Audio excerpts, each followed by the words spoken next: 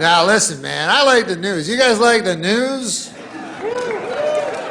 I always watch the news, and I'll tell you something about the news. I don't understand it. But it's for some reason I watch it. I don't even know why, but I think I'm supposed to or something. So I'll watch it, and then the guy will come on and he'll go, anyways, today the deficit. And then I'll go, I've heard that word. And the guy goes, today the Dow Jones NASDAQ Composite Index is down. And then I go, that's not good. Down. Up. I like when it's up. That's my opinion on the...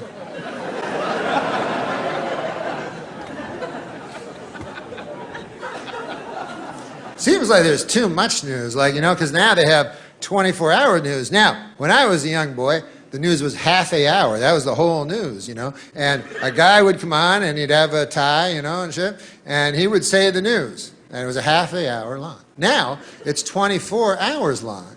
Now, it turns out that back in the old days when it was only half an hour, they had it about right. That's about all the news there is.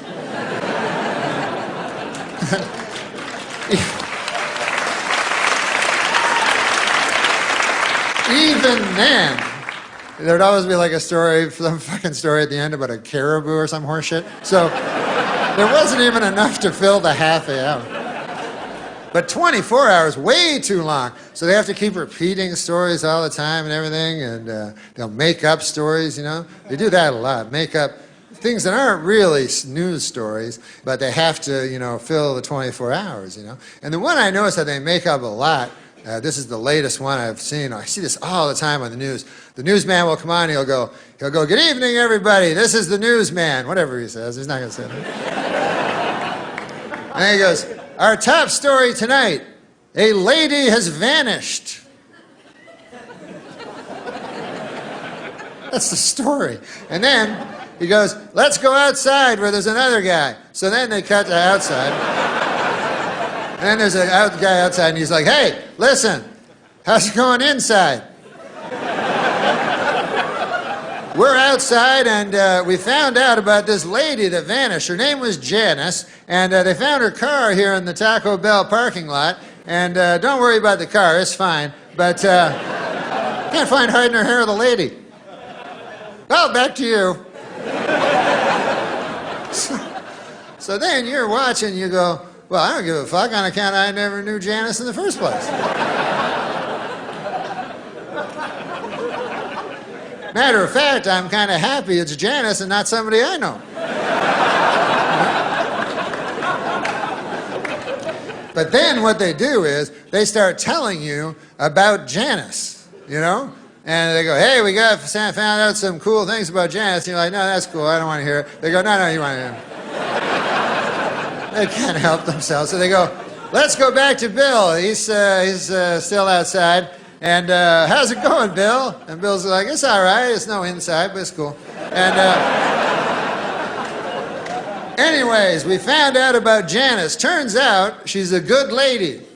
And we found some friends of hers, and here they are. And then sure enough, they show a lady, and it says, friend of Janice. And she says, I'll tell you something about Janice. You want to hear about Janice? Janice is the type of lady that you could always turn to. You know, you ever want to turn to somebody? Like if you got a problem or something, and you feel like you want to turn? You ever do that? Or maybe your neck just hurts and you want to anyways. The point of it is that once you swiveled your head over this way, the person you'd most want to see in your eye line would be Janice. And then they have another friend of Janice that wasn't the first one. And she'll go, I'll tell you, Janice, oh my God. She was the type of lady that she could walk into a room and light up the whole room, you know? And she didn't have a fucking lighter, not like that. She would just somehow, through sheer tyranny of will, she could somehow illuminate a room. I don't know. And that would be Janice's third friend lady that's not one of the earlier two. And then she goes, I'll tell you about Janice. Is that who you're asking about, Janice? Janice was the type of lady that you could be talking to your best friend in the whole world, and then Janice come in and you go, fuck you, I'm talking to Janice. Because Janice is better than you. Come on, let's face it. She's better than all of us. So anyways, then you're at home and you start liking Janice, you know what I mean? You start getting invested in her. You go, God damn, that Janice is a cool lady. I would like to meet her one day. That would be a lot of... Fuck, I forgot she vanished. Just my luck.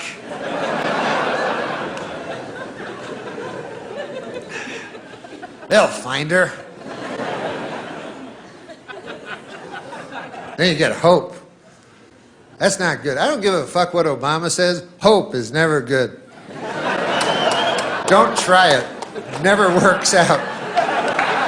So you go, oh man, they'll find Janice. They're putting pictures up of her on telephone poles. I think that worked once. And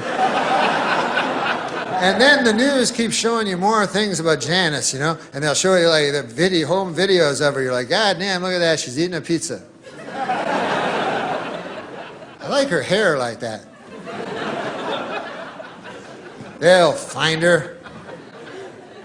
And then you become obsessed with Janice. It's all you can think of, you know? You're at work, fucking just can't wait to get home, agonizing over Janice, you know, thinking about her with eating pizza and shit. And then you go home, and your nights are just fevered dreams of, you know, Janice and bangs and shit like that.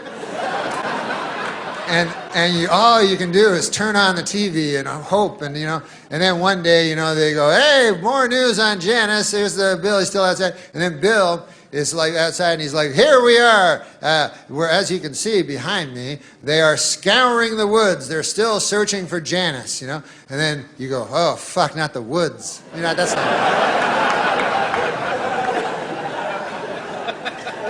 Nothing good ever happens in the woods. I've seen enough of these fucking stories to know that Janice ain't coming bounding out of the woods anytime soon. That's it. She's like, hey, what's going on, everybody? I'm just taking a stroll through the woods. What are you taking my picture for? I just take a stroll through the scraggly woods. Now, if they find you in the woods, they always find you in the same place. Every time, they will find you in a shallow grave.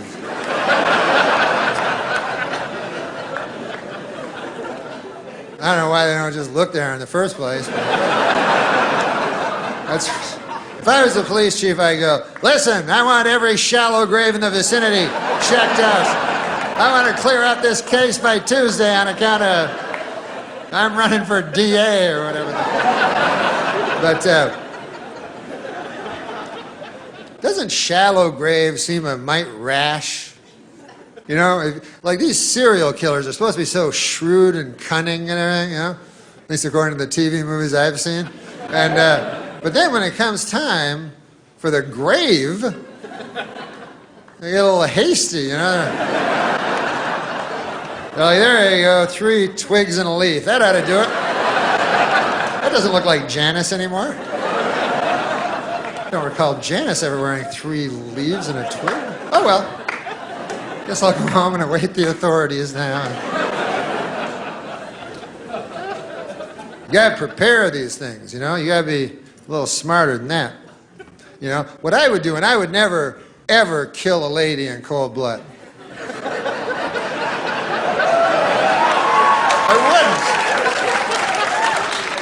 I know I say that now. I don't really know. I can't predict the future, but I don't believe I know there's no river long enough doesn't contain a bend, but I believe that right now, and it might just be vanity, I don't think I would kill a woman in cold blood. But if I did, I would plan it out very carefully, you know, because there's a lot at stake. You know, you think about it, you probably, you know, probably lose your job. I don't know what happens. That's a blemish on the old CV, you know?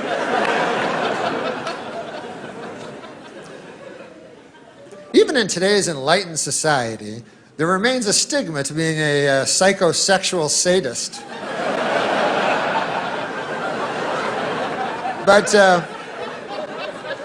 what I would do is I would look at the lady, I would select a lady, and then I would follow her habits. You understand what I'm saying? Like I would watch her very carefully, you know? And I go, hey, I noticed that every day she goes to that cheese sandwich shop, and then she comes out with a little paper bag. I'll bet you anything there's a cheese sandwiches in there. You know? So then I'd keep that in my head, you understand? Then I'd say, hey, I notice every Wednesday evening she goes with her other lady friends and they go down to the YWCA and they play basketball with each other, which is fine nowadays, you know? So what I would do is on Wednesday I would go down to the YWCA and what would I be holding in my right hand in the parking lot but a cheese sandwich. So then she would eventually come out of the YWCA, you know, all sweaty with her, you know, her ridiculous three-colored ball and everything there, you know, and I'd be standing there. And then she'd go, hey, what's in your right hand? And I'd go, nothing. I'd be coy, you know, and she'd go, there's something in your right hand. I'd go, listen, lady, who knows more about what's in their right hand? You or me? I believe, oh, this. Now, this is just a cheese sandwich. Why, you like them or something? What's... I got a whole fucking van full of them over there. Right over there. Yeah, that craziest looking fucking van you ever saw? That's filled with cheese sandwiches.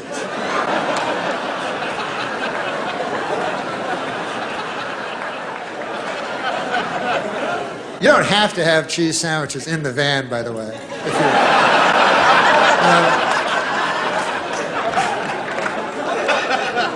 unless you want to be known for your detailed work, it's not really necessary. Then I would get the lady in the van and I would drive her to a remote area, an area most known for its remoteness. That's what I would look for. And anyways, I'd take her to the remote area where I had constructed a shed. And then I would get her in there and I would do that thing that makes me feel like God. And then her screams would just bounce off the walls and echo out into nowhere and never touch the ear of civilized man again.